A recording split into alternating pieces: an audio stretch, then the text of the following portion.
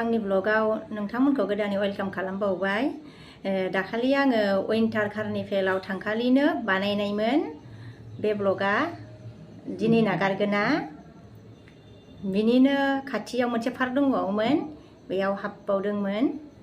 थांसैलाय हाय लोगोफोर, इन्टारेस्टिं ना। आयु माथो फिसालाफ्रा पार्कखौ आंबो जनोमोन।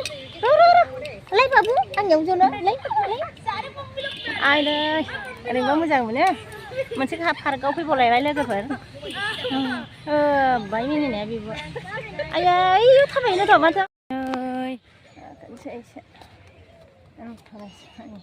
थादों मालाय ओइ नै मानसिफोरा ना पार्कआव माने फट' लानो बिराद मोजां मोनो आरो मानसिफोरा।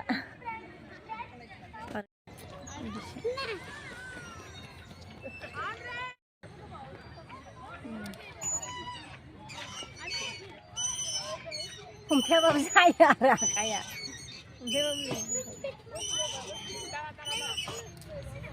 फैदो थांनोसै फैदो।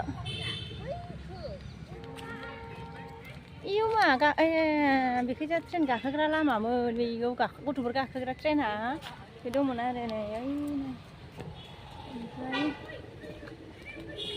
फाहामगासिनोसो माने फारसे जाथ'वाखै फारसे जाबाय। जाबासो फाहामदों नालाय, ओमफ्राय जाबासो माने बेखौ सालायफिनसिगोन आरो बिसोरो। दा जाथ'वाखै।